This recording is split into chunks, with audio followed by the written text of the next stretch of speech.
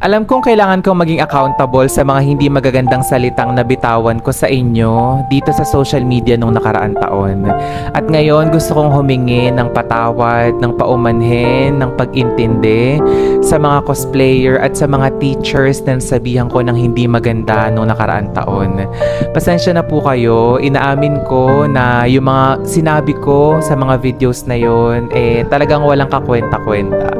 Mga walang basihan, mga hindi pinag-isipan, mga nasabi ko, sinabi ko para sa atensyon, para sa clout, para sa fame, para sa views dito sa social media. Alam ko at naiintindihan ko kung bakit hanggang ngayon meron pa rin kayong mga sama ng loob, mga nararamdamang hindi maganda sa mga contents ko kahit na binabago ko na siya. Naiintindihan ko naman po yun. Pero ako ngayon, humingi ako ng sorry sa inyo na sana bigyan niyo po ako ng second chance. Gumawa ako ng video na to kasi gusto ko talagang sabihin sa inyo, sa mga grupo ng taong na-offend ko,